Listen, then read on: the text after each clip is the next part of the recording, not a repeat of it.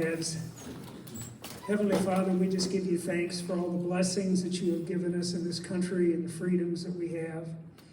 And Lord, I ask you now at this time to be with those families who've had all the devastation from the tornadoes, that you would lift those families up and that you would open the hearts of all those who have not been affected, that they might help those people in need.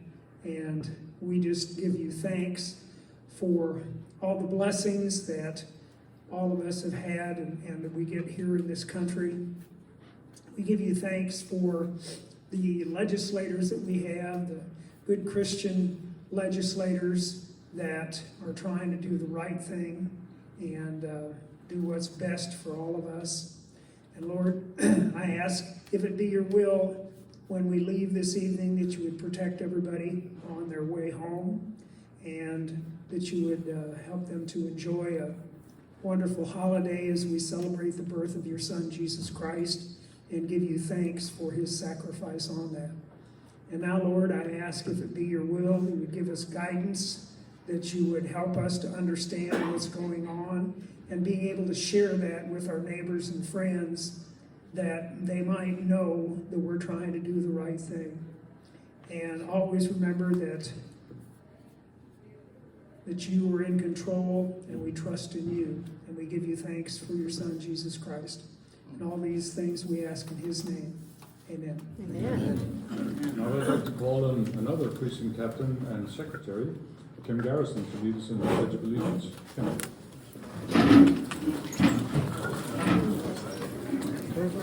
Flying back there on that poster.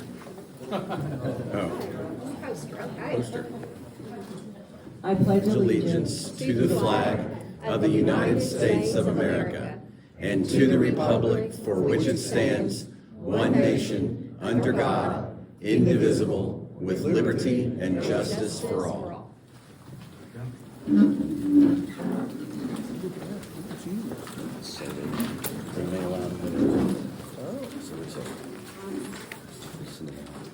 So now, Point of order, Mr. Chairman. You are attempting to conduct a meeting without first getting approval of the agenda for that meeting. you are not recognized. You're out of order. This is not a business meeting. Please sit down. Look at your agenda, Mr. Please Chairman. sit down. Look at your agenda. Look at your agenda, Mr. Chairman. Please look at your agenda. Is our police chief here? You are out of order, Mr. Barney. I'm not. Point of order. You may stand all night, sir. Would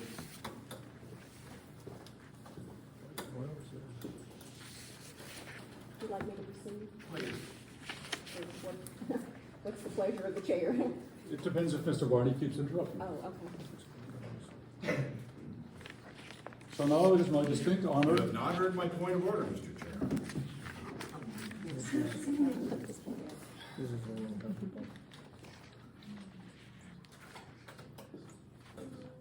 Why don't you let me read it into the record, and then you can deal with it. No. You are disrupting this meeting, Mr. Barney. You will have plenty of time to engage in the business meeting when it comes later, as you well know. You have introduced one agenda into this meeting. I have not. Yes, I you have have. presented an agenda for approval by the committee. Which includes the speakers. Mr. Barney, the business meeting is not underway. I am getting embarrassed for our visitors, especially our children. I beg of you, please be seated. Look at your agenda. Would we will everyone please look at their agenda? I need help from. Mr. Chairman, the chairman has ruled the procedure from here on out is to take a vote on whether to uphold the ruling of the chair or not. I move that we uphold the ruling of the chair. Second. All in favor? Aye. All opposed? No. The ayes have it. Thank you.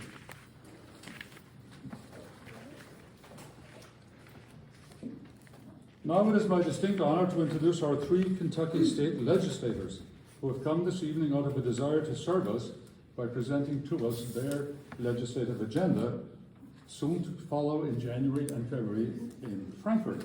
First, 55th District Representative Ken King of Harrodsburg, Mercer County, whose district includes the city of Wilmore and portion of Jessamine County west of US 68. In the 2020 election, Kim retained her seat by a margin of 100%. Wow. Unopposed. Welcome, Okay. Representative Kim. Thank you, Mr. Chair. Just this mic, just a tad. Good evening, Merry Christmas. It is a wonderful honor to be here with you this evening. And as I always try to do, I have for our chair, who is our host tonight, the legislative record from the 2021 session. This is yours to keep. It is a public newsletter and complete account of everything that happened in the last session. So, Very good to know. yes, Thank you so very much. good. You are very welcome. You are very welcome. Our invitation request tonight included our agenda items and what we hope to accomplish in the 2022 session. As the chair mentioned, that does start January 4th. The Constitution says that starts the first Tuesday following the first Monday. So in any given year, if the Tuesday doesn't follow a Monday, that's how specific the Constitution is in requiring how we convene.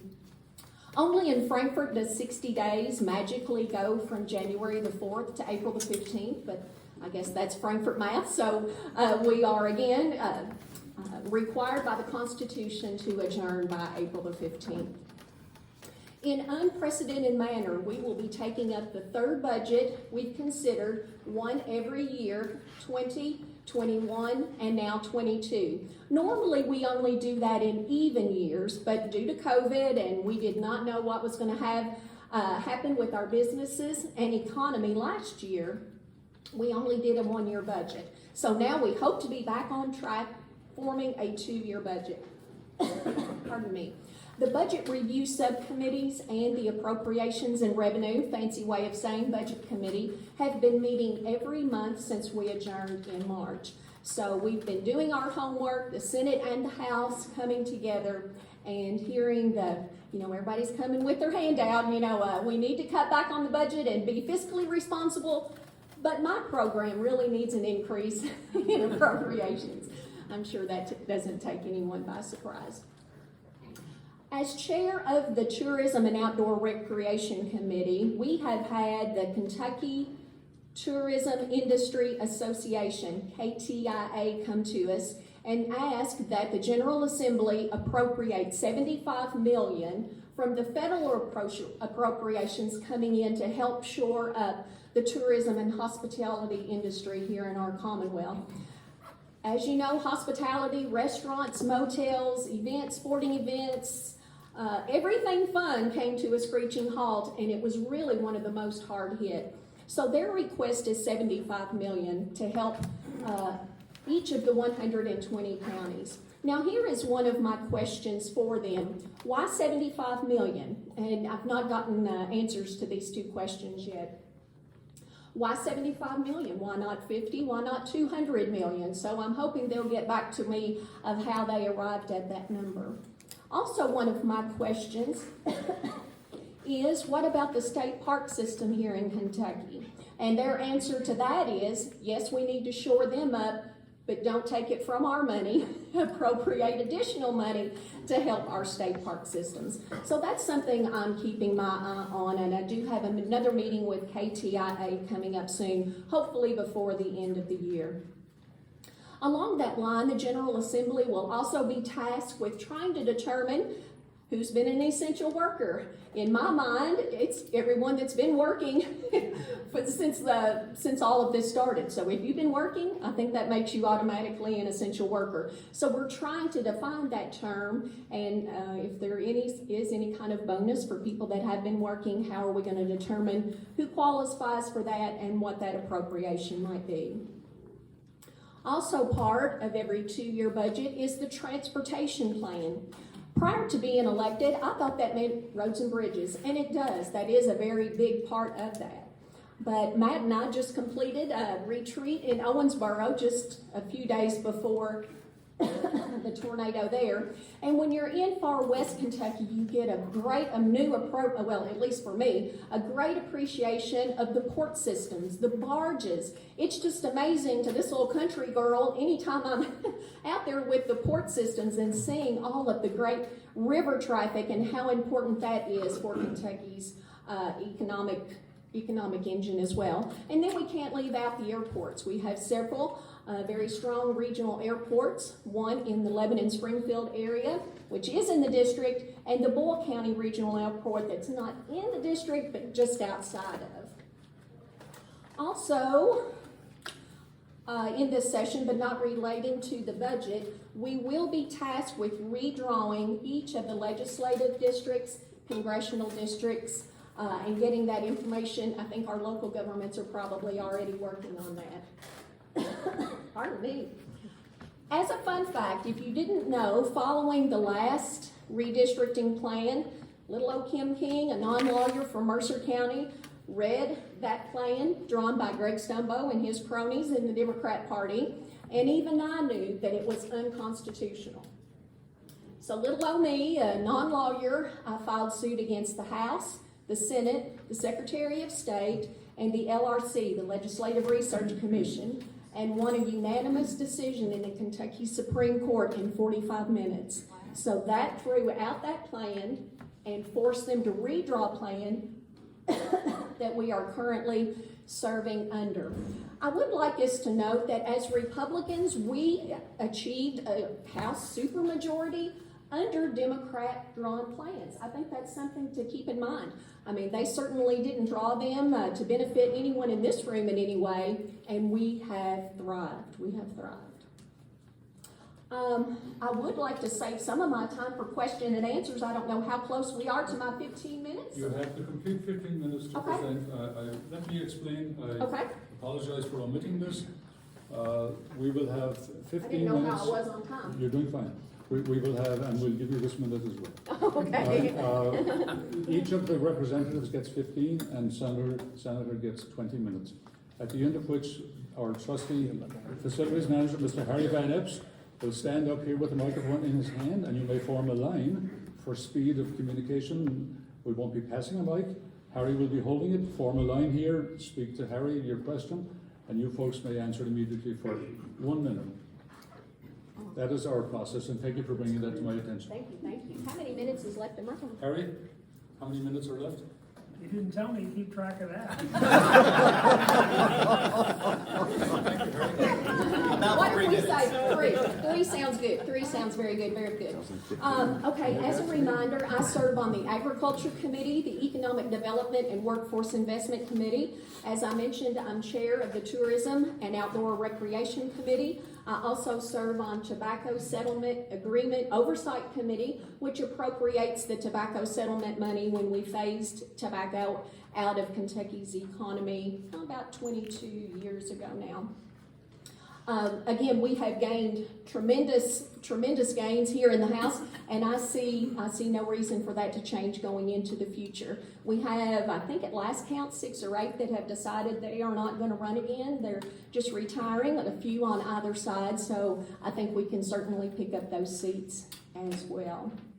I do a radio interview every weekday morning, every Monday and Friday morning on WHBM, which does broadcast in here to Jessamine County. If you would like that, the credentials on the radio station, I can certainly show you how to do that. It is my understanding the annex itself will be open for public attendance into committee meetings. We still haven't heard if the governor is going to open the Capitol. The General Assembly really, it's my understanding, has no control over that. That's what leadership tells us. I look forward to your questions. Later. Yes, yes. But I still look forward to them.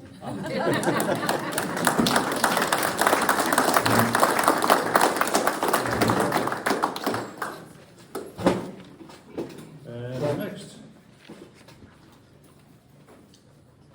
Representative Matt Lockett of the 39th District, serving the major part of Jessamine County, excluding the portion west of 68 and a portion of South Fayette County as well.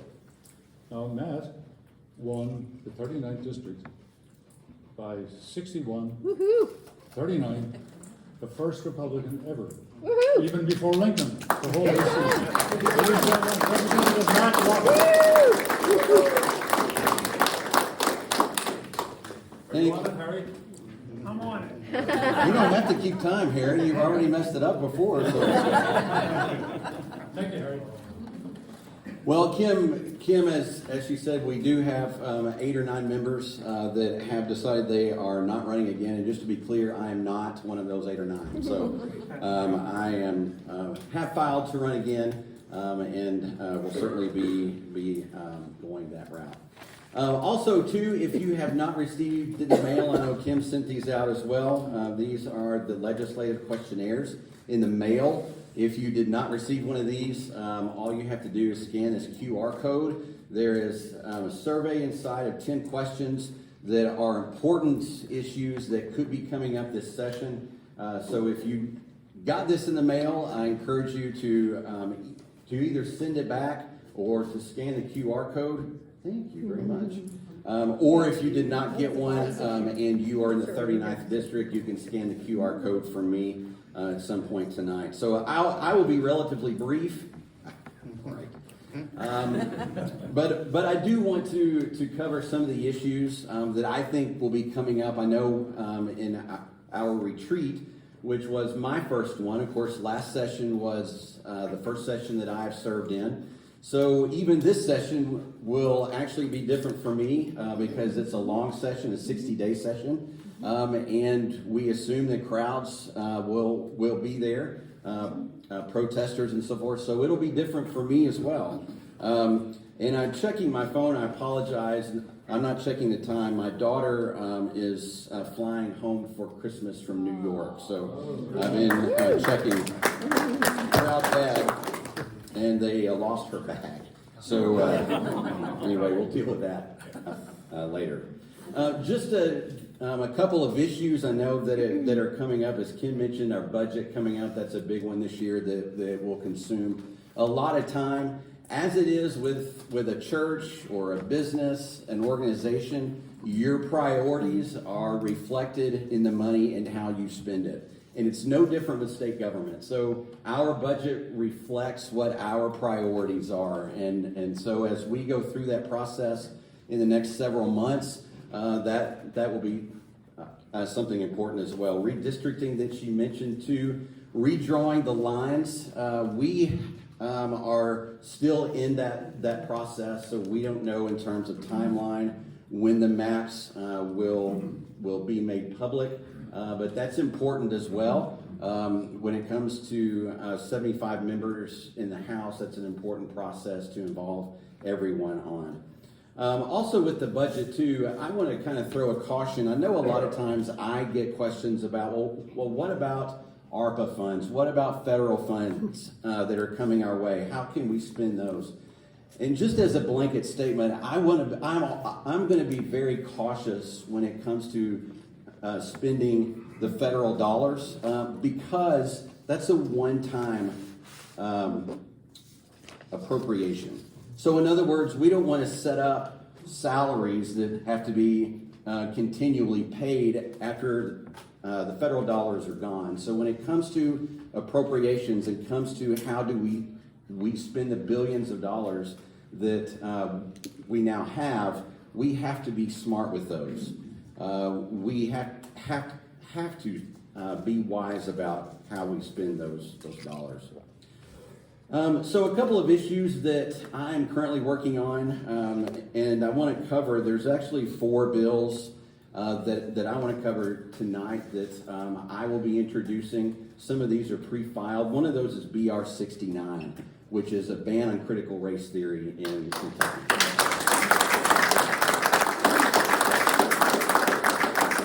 So this is a bill that has kind of morphed as time has gone on. We started out and said, here's a list of things that you can't teach in public schools. That list is still there, but it goes a step further because I wanted to make sure that the bill had some teeth to it. So in other words, you can tell somebody that they can't do it, but when you hear from county school systems like Jefferson County and the mayor of Louisville that says we're going to do it anyway no matter what the General Assembly says, it kind of makes you go, well, you know what? I don't think you can do that. So we are going to make sure in the bill, there's a lot of things that you will see, including parent notifications within the bill, the right of a parent to sue the school system is in there as well. And I want to make sure, not to just give this lip service, but I want to make sure that CRT is not only gone, but that it doesn't ever come back in Kentucky schools. And to make sure that happens, we have to give teeth to the bill. So there's a lot of details to it, but that's something that I'm working on as well. I'm happy to say we have about 20 co-sponsors in the House. Kim is one of those, and it's a very important issue that we'll be taking up, not only in K through 12, but also in our colleges and universities as well, in post-secondary education. And speaking of education as well, I am very clear about, in terms of where I stand on public education. I believe that parents are the ones that are in charge. I believe that parents are the ones that ought to be making the decisions for their child, what education is best for their child, and the state ought to be there to support that education, not make it crumble and tell them that they can't do something. And so I'm very, very big. I love public education. My children were actually raised here in Jessamine County in our public school system here. We have great schools in Jessamine County, but everywhere in the state doesn't have great school systems like we do. And I think it's important in those school systems that we give those parents an option and a choice, that if they choose to take their child somewhere else, that they can absolutely do that. And I believe that that is an important issue that will be coming up this session as well. Also, you may not know this, but Kentucky actually has legalized and has the ability to have charter schools here in Kentucky, but we don't fund them. And so it's kind of like having something that says you can do it, but we're not going to help you out and we're not going to give anything toward it. There will be a bill this session that funds public charter schools in Kentucky. And so I am very excited about that, kind of building on the current law for that as well. Also, in terms of education, college education, obviously I mentioned my daughter is in college. I'm a big believer in post-secondary education. I think it's important. I don't think it's for everybody, but I do think it's important. And so what do we do in terms of a state to incentivize people to go to school or to even save for college? As a financial advisor, one of the things that I talk to clients about is that making sure that you're setting aside dollars for education. Now, whether or not your child decides to go is up to them or up to you, but they can use those dollars for college or trade school, for whatever the case may be. Kentucky actually has what is called Kentucky Saves. It's a 529 education plan. Currently, not a ton of people set aside dollars for it because honestly, Kentucky's plan is not as great as some other states offer. So what I would like to do is I would like to offer a tax credit for those that would like to begin setting aside dollars in Kentucky's 529 plan and use those $529 here in Kentucky's universities and keep those dollars here, at the same time doing our best to keep those graduates and those students here in the state. And I think that this is just one small piece of that. Also, a bill that I have pre-filed that will hopefully be coming up is an Article 5 Convention of the States. This bill would sign Kentucky on to a national movement that says that we understand that our United States Congress has some issues, our federal government has some issues, and in order for those to be solved, the federal government is not going to solve it on their own. And so therefore, our Constitution, our federal Constitution, leaves it up to the states to keep the federal government in check. And I believe it's high time that our states keep our federal government in check. This is one of the issues that I ran on. This is one of the things that I believe in, that ultimately states have the ultimate say in what happens on the federal level. We, over the years, have gotten this backwards. And the federal government has continued to push mandate after mandate after mandate down and said, you will do this, you won't do this, you will do this.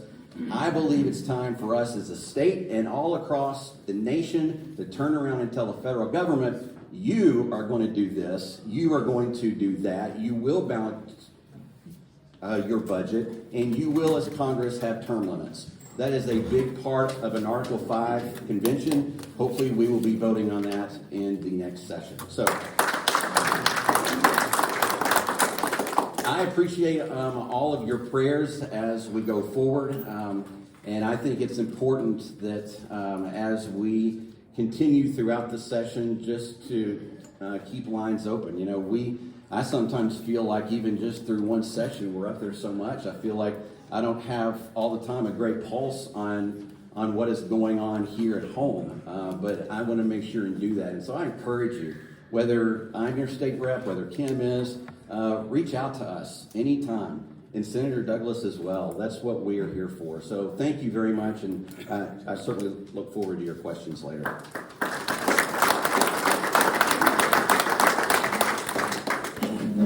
And finally, who needs no introduction in this room, Senator Don Douglas of the 22nd Senate District. Of course. There's nothing in it that will bother you. Okay. As you probably all know by now, the 22nd Senate District covers Washington, Mercer, Garrett, Jessamine, and part of Fayette County. So it's an extensive territory. And we very much appreciate the bonding between those counties that took place in the election of Dr. Donald Douglas, who brought us together in a way that I had never heard of before in this effort.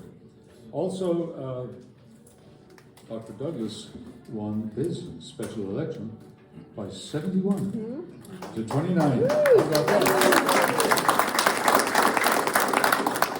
And besides bringing people together, what I really love about that campaign was Senator Douglas spoke about the things that he was for in such a positive and winning way. Greatly appreciate that. Ladies and gentlemen, Senator Donald Douglas.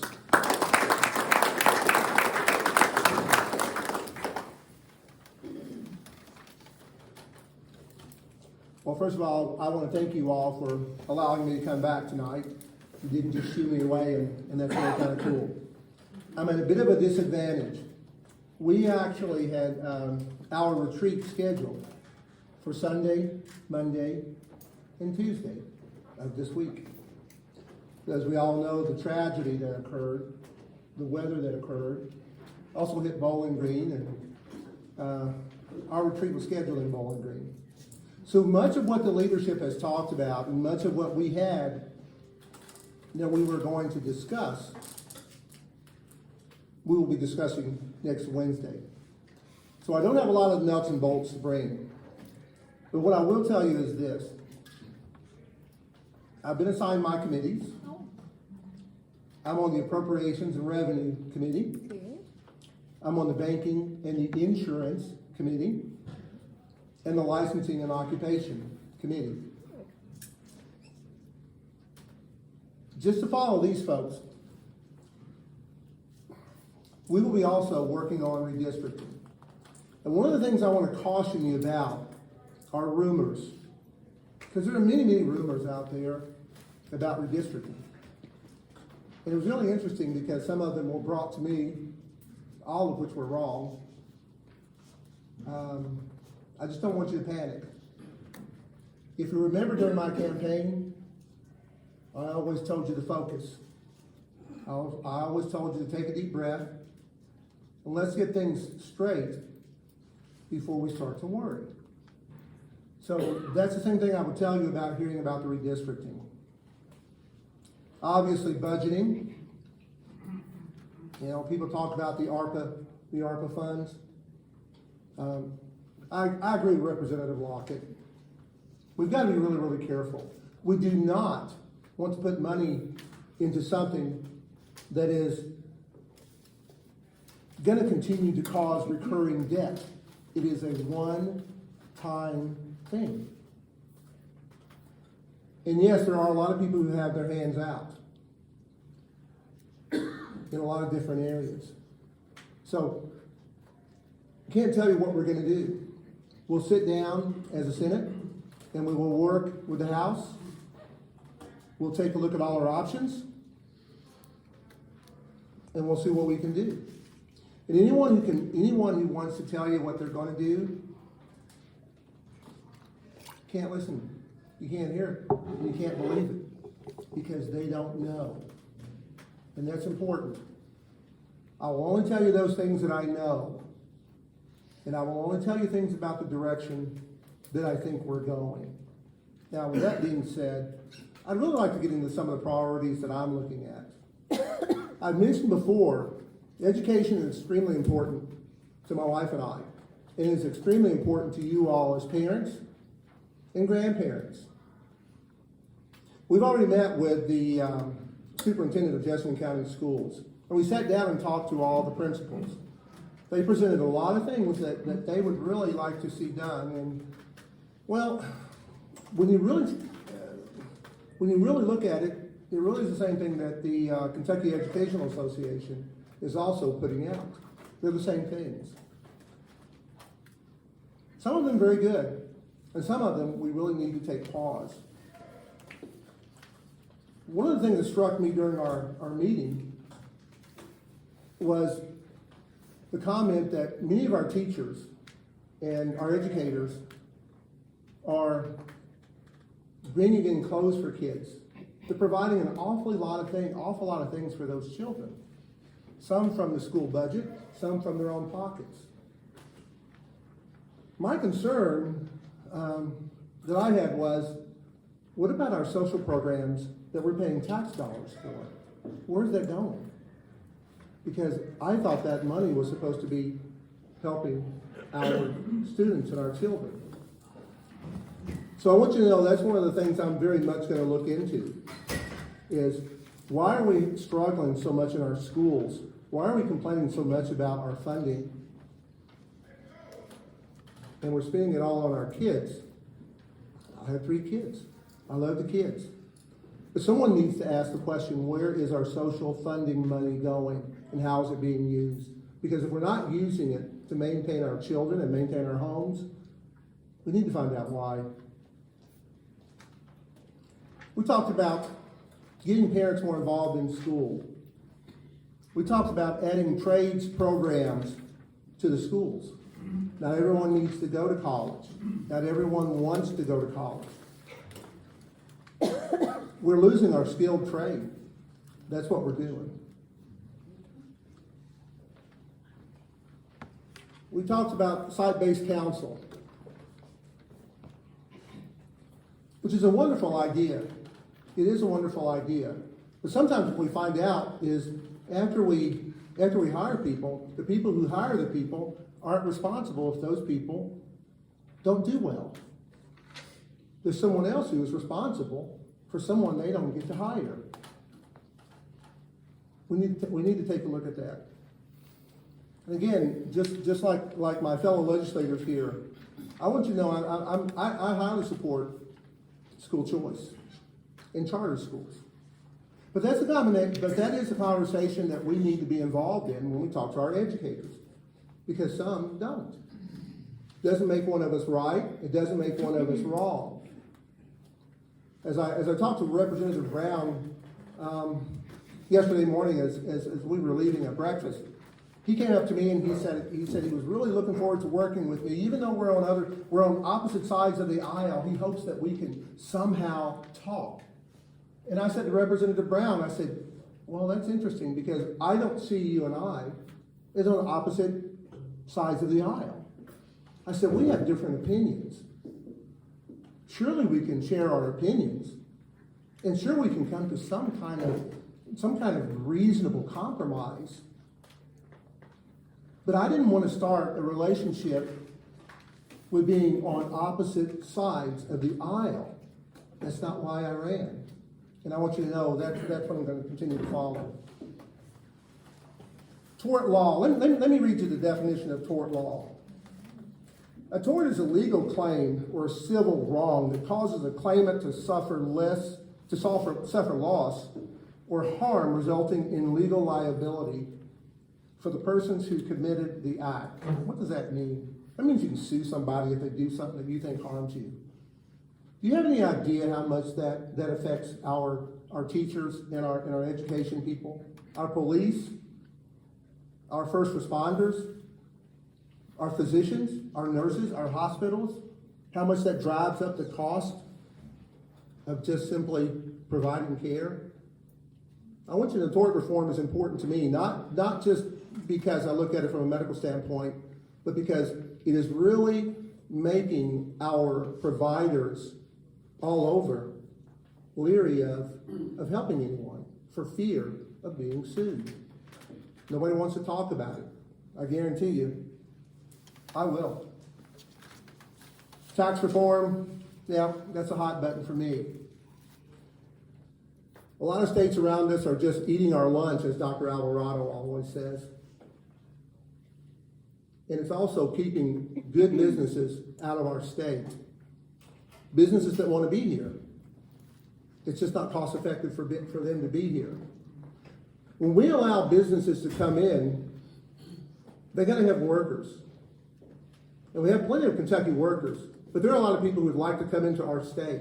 So we can draw other people into our state. And when we do that, we expand our tax base, which is what we dearly need to do here in Kentucky. Everyone, the knee jerk is, well, let's just raise taxes. I had this conversation with someone yesterday. I'll leave them nameless. And I said, I want you to know I'm not a tax and spend guy.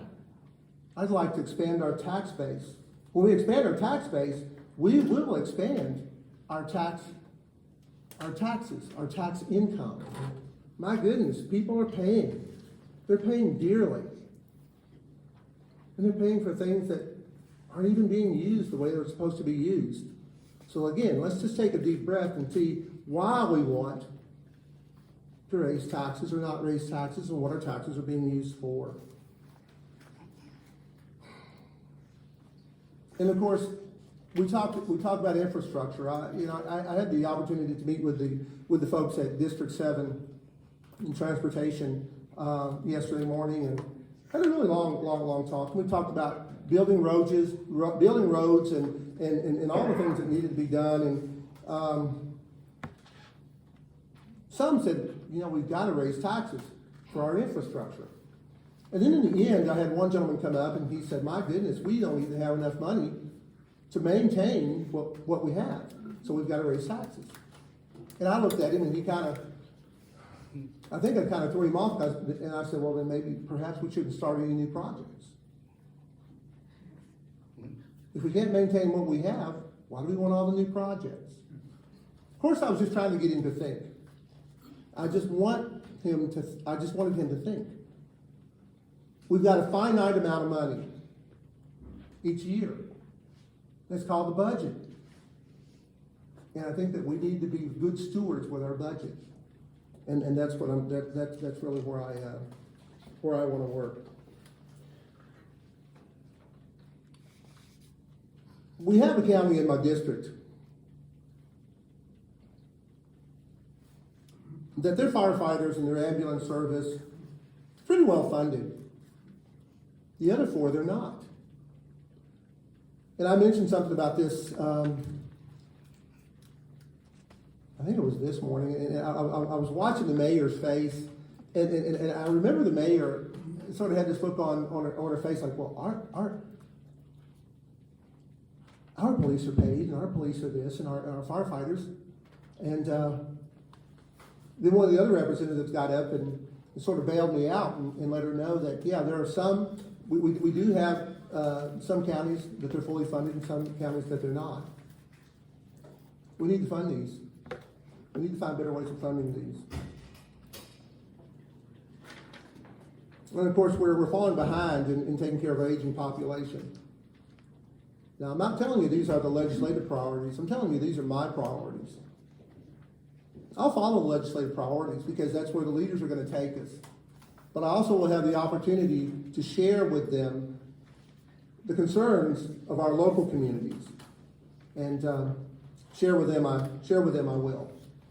There's some folks who've asked me to sponsor bills. I won't go into those right now because we're still having some conversation. And I don't want to talk about things that we're just getting started. But I look forward to addressing any questions that you may have. And really, I'm happy that you at least let me come back tonight. Thank you.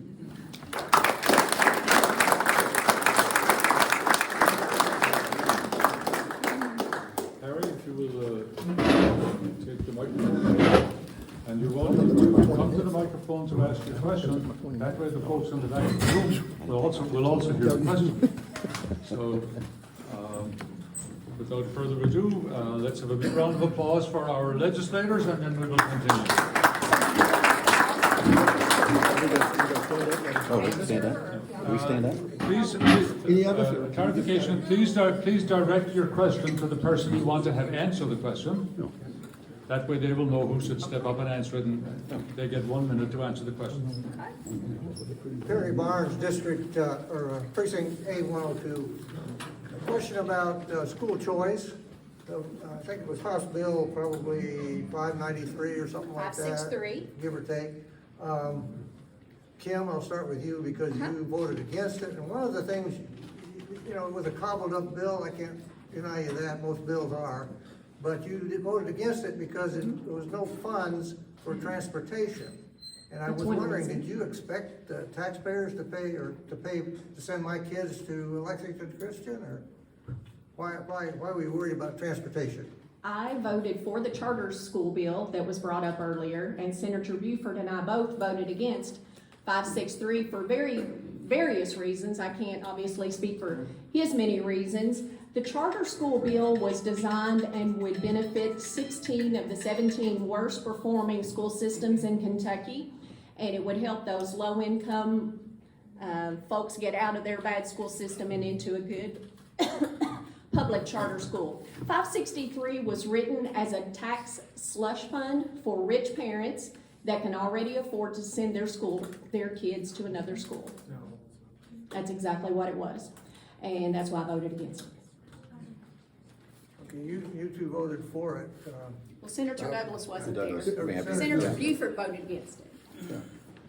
I did vote for House Bill 563 because, as I stated before, I believe that it's the state's responsibility to provide the best education possible for our children. 563 gave a tax credit up to a certain income level, and it was not for those that are wealthy. It was only for those below a certain income level that could take advantage of the tax credit. And it was only given to those in the largest 9 counties in the state. There was a floor amendment that was offered by me that actually expanded that to all 120 counties in the state, and that did fail on the House floor. But I did vote for 563, and I'm certainly proud that I did. Thank you. Oh. I'm holding you open. I'm holding. Sorry, you weirded me out there. I'm sorry. Yeah, I tried to get it too. You had a wrestling match? Well, I got a few pounds on you. I'm sorry. One thing I didn't hear brought up tonight, this is probably for you, Mr. Douglas. BR 106, that Mr. Lockett is a co-sponsor of, Mrs. King is not. Senator Alvarado right now is trying to kill any anti-vaccine discrimination bills that go through the Senate. He was a big supporter of your campaign. He is trying to stop BR 106. And I wanted to see if you would vote against the senator's wishes if anything were to come to the floor. Secondly, for Mr. Lockett, term limits are a way to give unelected bureaucrats extended powers. So I'm not for term limits, and you might want to look into what happens when you have term limits. Ms. King, your committee is tourism, so forth. Tourism has been killed in Kentucky, primarily the responsibility of the governor. You were on the committee and you voted not to impeach the governor. Since then, in court documents, cases, etc., the governor has admitted that he knew all along, or the governor's people, Dr. Stack specifically, that he knew all along that any of his edicts mandates and so forth would have no difference on the trajectory of the virus, especially with the court case in Northern Kentucky. So if you had to do that impeachment vote over, would it were to come up in the next session, would you change your vote on impeaching the governor? There's a question for each legislator. Yes, How would you like to the first question was to, Mr. Douglas, on BR 106. vaccine discrimination. thank you. First of all, I want you to know that Senator Alvarado and I have been friends for 15 to 20 years. And we are friends. He is not my father. I'm not going to vote anyway just because he votes a particular way. And I would hope that you all wouldn't elect me to do that. So that's a little bothersome just to even have a question like that, and I want you to know that. That's more of a gotcha question than a real sincere question. You and I both know that. I'll do this on the House floor. If I have a representative who does this, I will say the same thing. If you're going to come to me with something, come seriously or don't come at all. Now, with respect to BR 106, there is a concern that when we start telling private companies, not public companies, privately owned companies, how they have to run their business, to me, that's the federal government telling you what to do. That's the federal government taking away more of your rights, or any of your rights. Now, we can talk about this being an emotional, and a lot of this is an emotional type of upheaval. Because when we started talking about the COVID virus in the first place and whether people should be vaccinated or non-vaccinated, it was made so political that the real data isn't there. I'm a data-driven guy.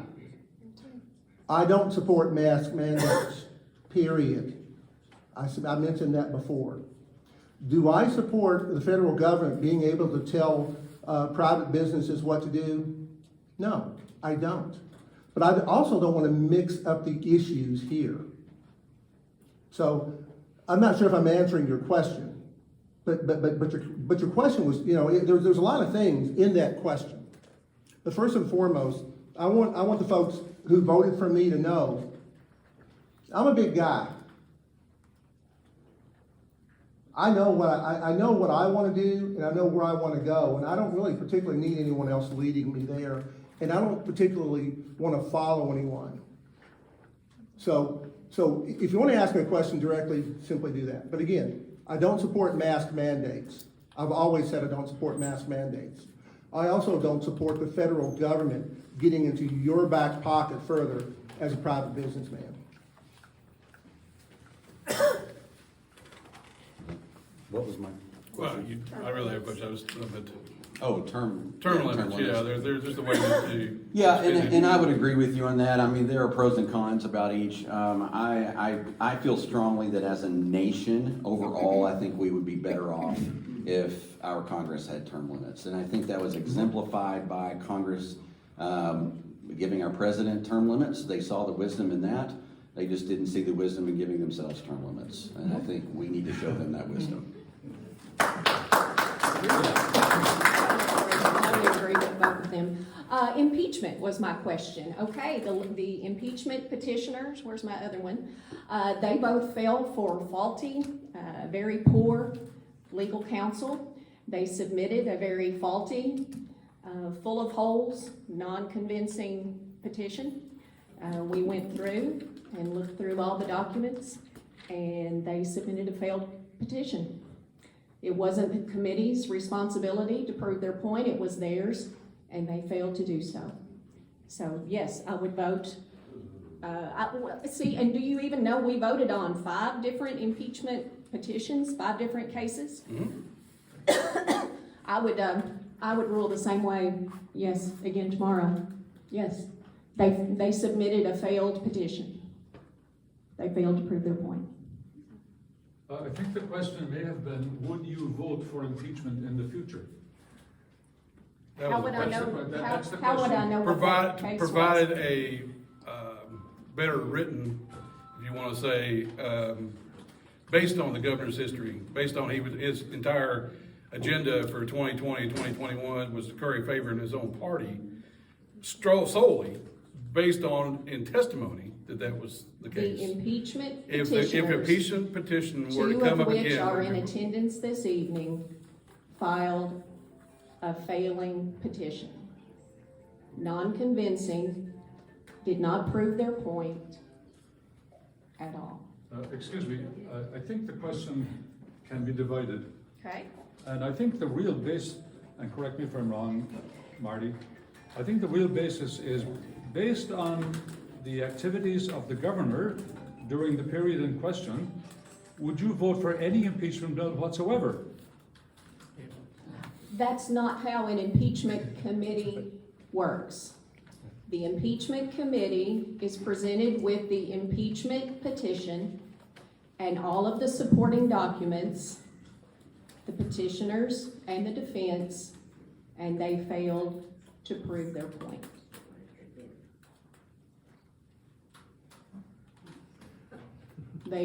Next question, They please. issued a failed petition, and that's on them, not the committee that ruled. First for Senator Douglas and then for Matt Lockett. Senator Douglas, House Bill 563 was characterized by Representative King as a tax giveaway for the rich.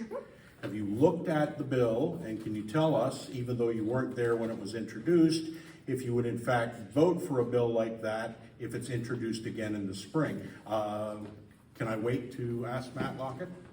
The next question? Okay. I don't know what the bill's, I don't know what the bill's gonna look like when it's introduced in the spring. What I will do is I will sit down and I will review the bill. I've made it known, I made it known to my school superintendents. I very much support. I support school choice. I've said it over and over. I support giving people the opportunity to go have the best education that they can have. Now, I think part of the question was whether or not the tax dollars ought to pay for the transportation. Is that, am I missing that, or That's one question. wasn't that part of the That was problem? one That was one of the question. questions. And so, if you're asking for the concept of school choice, obviously I support that. How do we make it equitable and fair, and what kind of add-ons we have? Those are things that we can have conversations about. But again, I also don't want to raise taxes to pay for those kinds of things. So I'm not, that's a tough question, because it has to be funded somehow. And as a clarification on 563, Senator Douglas won't vote on 563. That passed. I know that. So, I mean, to ask him to comment on 563, it's not gonna come before him. It's passed and it's in the court system now, so it Are you won't. satisfied with her answer? Well, I mean, it won't. It's passed. It passed into law without my support, so it won't come to his desk. Well, Representative King is an independent person. It doesn't matter whether I'm satisfied with the answer or not. It won't change her answer, and it won't change what I can do about it. So I'm not sure that I can answer that question any other way.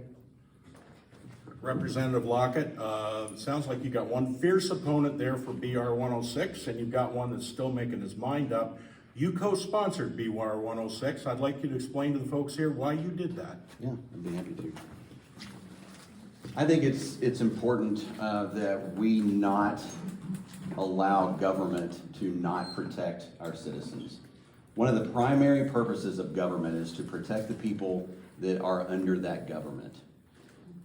I don't see BR 106 as telling the federal government what they can and cannot do, or the state government what they can and cannot do. What BR 106 does, it says if you accept federal funds, if you accept state funds, that you cannot force your employees to take a shot.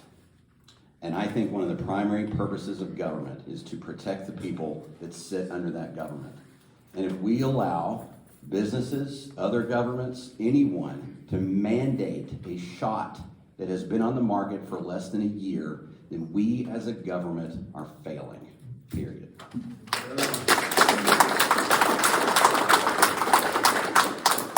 Inasmuch as Representative King's name was introduced into the question, would Representative King have any more to say on the subject? I would love that opportunity, of course, obviously. Raise your hand if you oppose Biden's mandates over private business at the federal level.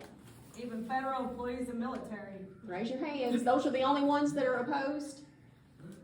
Okay, then to support 106 is nonsensical.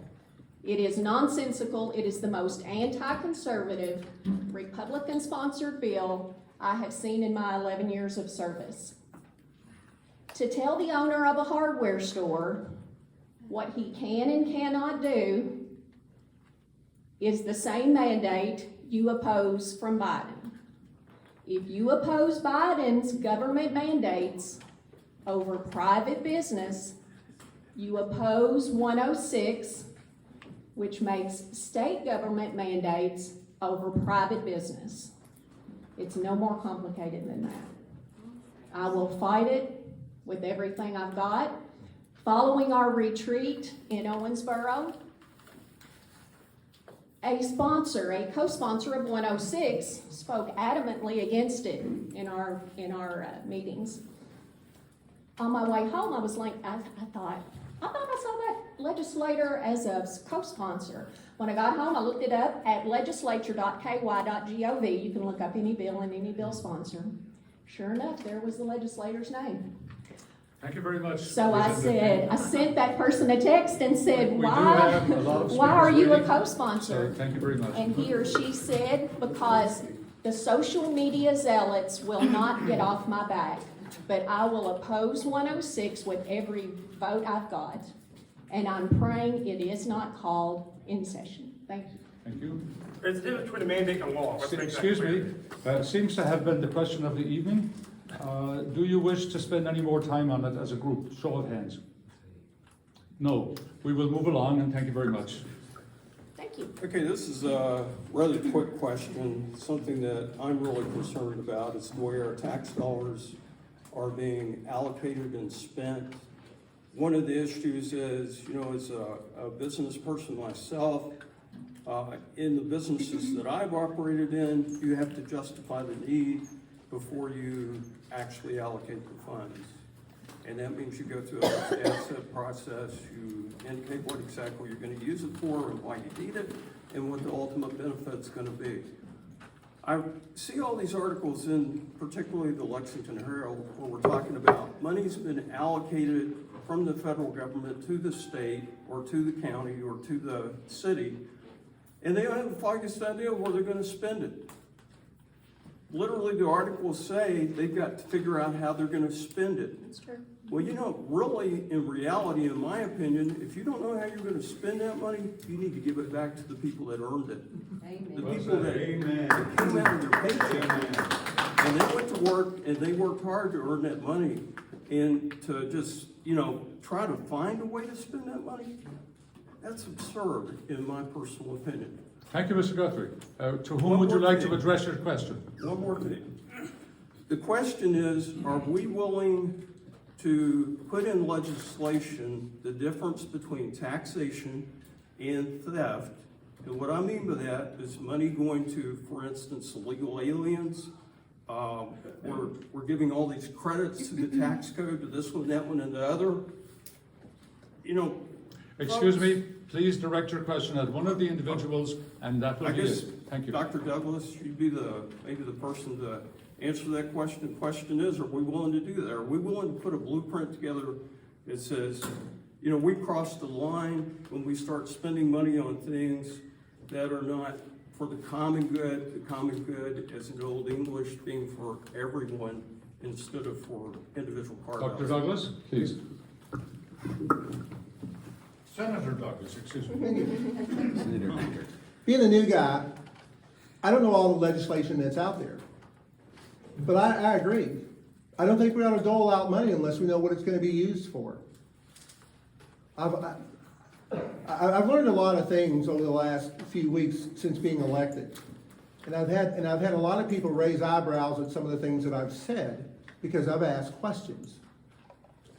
And part of my job in learning is to ask questions. I don't know if there's legislation that says that or doesn't say that. Would I be willing to support legislation that says that? If there isn't. If there's legislation that already says that, we need to enforce it. Agree. So I would beg you, give me at least that much room to find out what's there. Because the other thing I don't want is I don't want a bunch of legislation for the sake of legislation. I want enforcement. So, Thank you. Next question, please. All right, you're old, Mike. All right, so I'll be short and sweet here. Representative King, you mentioned a few minutes ago that the impeachment petitioners failed to prove their case, yet the impeachment committee which you were a part of, found that Bashir actually did break the Constitution. So what part of the case was not proven if your finding was that he did violate the Constitution? Well, a lot of social media zealots, like some of the people in this room, point to, he lost court cases, he lost court cases. Raise your hand, or maybe you know, sir, how many court cases did Bevin lose, and would that have been cause for impeachment, based on your faulty thought there? How many court cases did Bevin lose? 3 or 4? 4, at least 4. So does that make him, should he have been impeached for losing a court case? Get your talking point from Andrew there. Oh, Andrew's pretty good at this. You want to talk to him instead? I couldn't care less. I know you could. I'm sure you could. Well, I think the issue is Bevin's findings was about things like not spending monetary fund. It was an unproven constitutional issue. The issue at hand before the impeachment committee was Bashir violated knowingly the First Amendment rights of people when he said he couldn't go to church. You did find that to be true. The question was, did he knowingly, despite KSP's communications to the contrary, now that he did know? So I'm confused too as well. The question, please. The question. I'm confused as well on Give what. him a chance. Just sit down there. She's being rude to him to begin with. Let the man ask his question. So, thank you. So I'm confused on what part wasn't proven. Are we to expect that Bashir didn't know you can't stop people from going to church? He was taken to court, the court told him not to do it, and they stopped doing it. Bevin was taken to court. Do you think that was in good faith? No, you on social That's media what the just say finding has to that be. court cases, he lost a court case. You also like to say that he broke the law by taking out a loan to fund the unemployment cases. I don't say that, no. Well, it was part of your case. Sure. It was part of your case. Yeah, when you bring a case, you bring Which all the shows we charges. have existing law on the books that says if the unemployment reserve trust fund gets below a certain amount, the governor has to take out a loan or have private donations to fund that. So he would have been breaking the law had he not. Cool, so I can still arrest people for going to church? You failed to make your case. Okay. You failed to make your case. I have a different question. Maybe you'll answer it next time. I just Okay. did. You failed to make your case. So my question is to Douglas and King. Would you be willing to support legislation to end certificate of need laws that tell private healthcare employers what they can do with their monetary funds as far as investment? They can't buy beds, extra technology, things like that, without first getting clearance from the state. Would you be willing to end business licensing laws where the state also is requiring people like me to go get a license to operate in business? I do not comment on bills I have not read. I have not seen a bill written to that effect. So just like in the Bible, I let my yes be yes and my no be no. Haven't read the bill, and so no, I'm not going to comment one way or the other.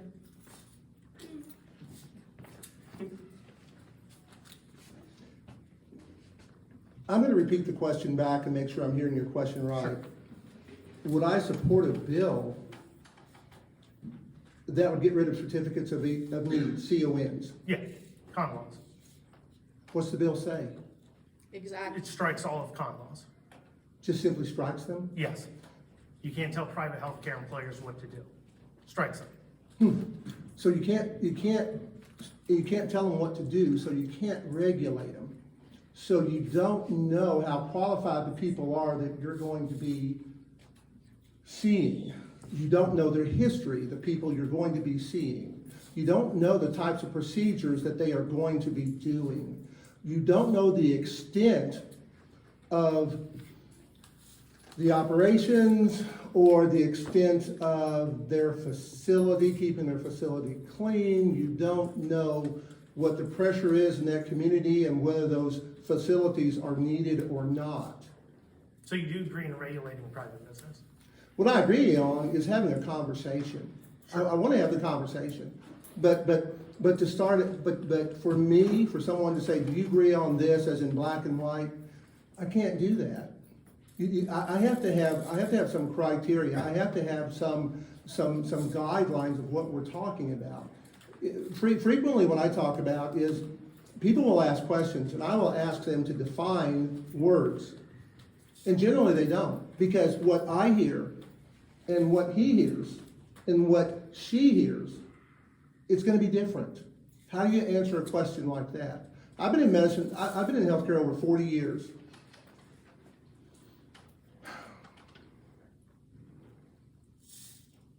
Do you know many CONs states don't have con laws? Beg pardon? Do you know many states don't have con laws? That's not. I'm only representing Kentucky. I got you. Now I Okay. understand. Now, Sorry, that's unfair. and see, we can, and again, I'm really representing. I'm not here to be a pain in the butt. I'm not here to put anyone down. But when we go to start comparing how healthcare is done in one state versus the other, we can't just look at a particular part of the healthcare system. What I would argue is that let's have a broader look at their healthcare system versus our healthcare system, because the healthcare systems need certain supports, and if we drop this out of a particular healthcare system, we don't know what's going to prop it back up. So I think I don't have a problem having those conversations. I don't have a problem gathering that information. And I don't even have a problem talking about where we're trying to go by making these changes. Just like the other gentleman mentioned, we don't want to dole out money before we know how they're going to use it. It's the same concept. So I'm not trying to be antagonistic. I'm not trying to be evasive. I'm not trying to be any of those things. I'm simply saying that just as the concept I mentioned before, I'm happy to have those discussions, have us come and talk about where we're going. Some things can be a good idea. They may be. Thank you, Dr. Douglas. I think we have time for 2 more questions. I promise this isn't a BR 106 question, but being an attorney, I'm retired now, but being an attorney, I have had many calls from employees upset because they're being threatened by mandates, whether it be masks or mostly vaccine. And they're asking me, how can they do this when, they have to provide for disabled, blah, blah, blah, all that kind of thing. And I'm seeing employers who are not afraid of being sued. I don't know if there's legislation out there, and that's what I'm asking y'all. Is there legislation out there or being talked about that is possibly going to protect these employers from lawsuits? Because there's just lots of people that I know are asking for attorneys who, and I only know one attorney who's even taken any of these cases. So I don't know, I may not come out of retirement, but just kidding. But seriously, is there anything out there? Is there anything being talked about to protect employers from lawsuits that have already been filed or possibly filed in the future? Because I've not heard of any legislation along those lines, and we didn't discuss anything at retreat last week. I'm not aware of any. thank you. Yeah, I would say the same thing. I have not heard of anything in the pipeline. I have heard the issue discussed, but in terms of actual legislation, I have not seen or heard of that. The only thing I would say is that's why I champion tort reform, because we need to. We need to look at these things. Part of my issue is making sure that we ask enough questions. Because we can't come up with answers unless we know which questions we need to ask. And that's why you heard me talk about tort reform. we need to look at how easy it is to sue someone. It's getting, or how hard it is to defend something like that sometimes. So I do think that discussion needs to be held. Okay, so I have a question. You were talking about your education, and me and my husband are into our kids' education. But the thing that I don't like is the Common Core math. We need to get rid of it. The kids aren't understanding it. I teach them the old school, multiply, divide. They're saying, no, I did it wrong, but it's making it harder. And I can go to McDonald's and they're like, trying to count the change back to me. Not only that, I think they're going through their courses too fast. They're going way too fast through these courses, and some of them are failing. So, and technically the kids are being failed by our education system and our curriculum. And one thing, I think we should have civil classes in high school because kids are allowed to vote at 18. We need to start them young so they know how to vote, what they're going to vote for, and what their values, morals are going to be when they vote, if that makes sense. I get that in college, so I think we should. Yeah, I would agree with what you said. In Kentucky, as a Commonwealth, the state does not set curriculum. Each individual school district does that. I will tell you, and I'm in complete agreement with you, having two children, one that graduated in 2021, that's a junior in high school right now, in our public schools here. And I did state before that I believe in Jessamine County schools. I think they're great. However, on the opposite side of that, I will tell you that my daughter that graduated with all A's and B's in high school was completely not ready for college. And I think that is, even going forward, I told my son tonight, as we were having dinner, I told him, as a junior, which was like one of your hardest years in school, he has no homework and makes straight A's. And I told him, I said, how do you do that? Of course, I'm just brilliant, Dad. I said, no, I don't think you're actually, I don't think you have that much to do. But as a state, we don't set that. As to the other part of your question, civics is actually a requirement in Kentucky standards. And I understand that all school districts don't follow those standards. If you read, which I encourage you to read when it comes out, VR 69, which is the CRT bill, is going to have a list of historical documents that have to be taught in school, and it will mandate that civics and history both be taught at the high school level before graduation. Thank you, Matt.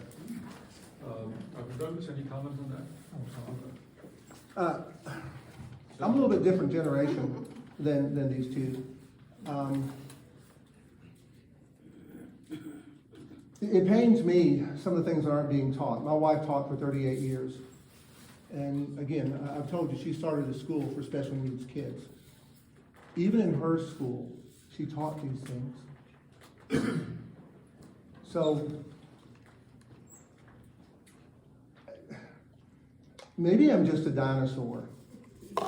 I think we ought to go back to teaching basic education in school. You know, I talk about giving our kids the tools to be able to discern what is good and bad, what is right and wrong, and the fact that no matter how many times you add it up, 2 + 2 really is 4. It's not 6, and I don't care which state you're in. Okay, so you know, I'm a supporter of let's teach baseline education. I don't care what they're doing in Japan, and I say that respectfully. I really do. And I don't care what they're doing in Macedonia. I don't care. I want my child. We wanted our children to have baseline, strong education so that when they decided, or if they decided to go to college, they could compete. Unlike Representative Lockett, when our kids went to school, went to college, I assure you, they were ready. They were ready not just because my wife and I, but they were ready because of the school. That's what I want to bring back to the legislature.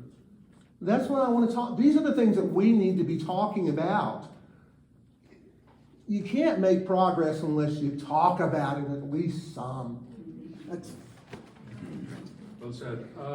As a courtesy, would like to give each 1 minute for a closing remark. Representative? Okay, may I comment on the last question, or you want me to go into closing? Any closing remark you wish. Okay. Common Core, we talked about that about 6 or 8 years ago in the General Assembly. It's been a while since we've done that. I've actually spoken with folks in the room about find out who your school board member is. If they're doing you a great job, support them. If not, then that is a position I would love to encourage you to run for, seriously. CRT, I was one of the earliest co-sponsors on that, but I also want to caution us, because we've got grandchildren in school right now. If a teacher is biased and wants to infiltrate and influence the students in the room, they can work that into a math problem if they want. So I mean, I'm fully on board, but we're naive in this room if we think that's going to completely eliminate. So parents, grandparents, aunts, uncles, neighbors, you've got to stay in tune and ask Johnny and Susie what they learned in school that day. Now the last few minutes, please come see us. Stay in touch during the 2022 session. I'll continue to be data-driven, drama-driven. I'm not influenced the least bit by bullies, so that's where I'm at. So God bless and have a Merry Christmas. I just want to say thank you very much for coming out tonight. I really enjoy things like this. You might find that weird and odd, but I actually really do. I love debate. I love the discourse of going back and forth. And believe it or not, all of us in this room, and I said this, Dr. Douglas, I believe one night we were in here for you at a rally, and I said the same thing. We are in this room all on the same team. And that is very, very important to keep in mind. We can have differences. I can disagree on the House floor on a bill with Kim, and she can disagree with me, and at the end of the day, we're still good friends. Absolutely. It's the discourse, it's the conversation. I'm not necessarily right, she's not necessarily wrong, Dr. Douglas isn't necessarily right or wrong, but it's all of us put together that make this party great and what it is. And I encourage you, keep your voice heard, keep saying what you think, and we will keep beating Democrats because that's what we're here to do.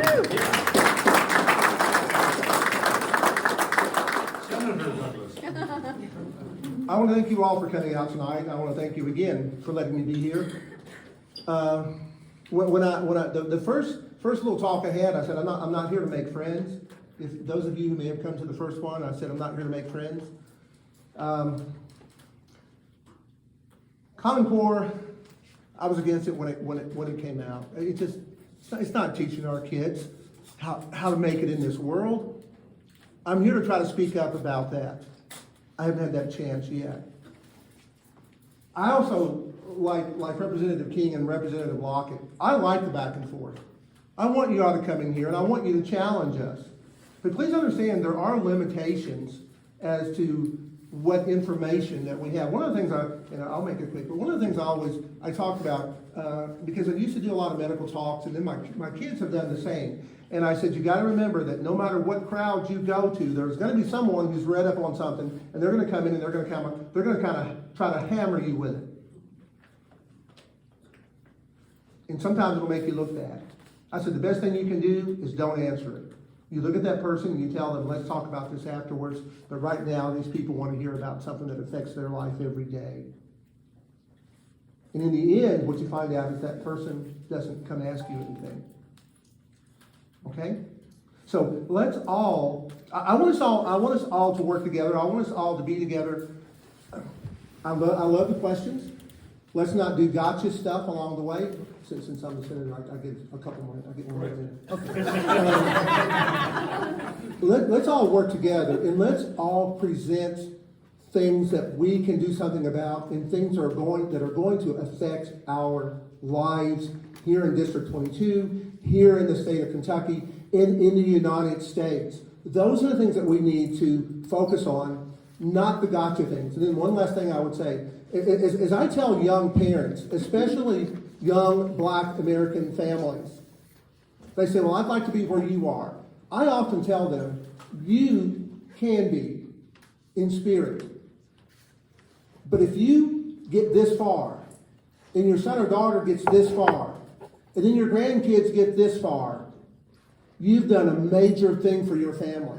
So let's not try to build a new car in 30 minutes. It doesn't happen. And let's not try to get each other by saying, well, what are you going to do about this? I don't know. And then let us not be angry at each other. I don't want to be angry. I don't want anyone to be angry at me. I've been married 40 years. Would you like to know how many times my wife has been mad at me?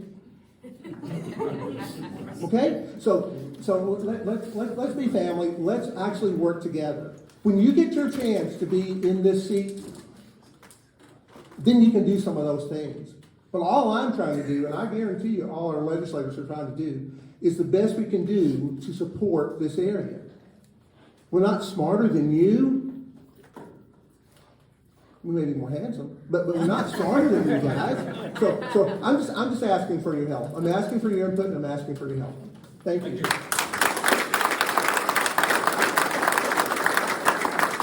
I'll say this, folks, our legislators know how to draw a crowd, an interested and interesting crowd, and so thank you very much for your participation. It seems to me these folks may be back. We now need to thank you and ask you to remain if you are a member of the County Committee of Jessamine County Republican Party. We will begin our business meeting very shortly, and you may congregate in the hallway if you wish.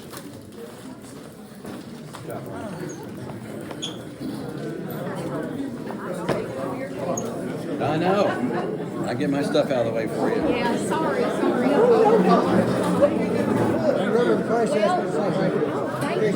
Oh, yes. Yeah, he's a good guy. Thank you for a nice meeting. Oh, sure, absolutely. Yes, you do good kind of holding on to things.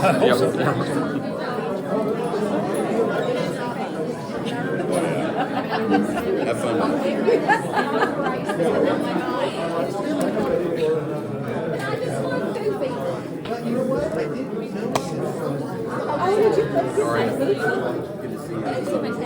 See, this is a brace.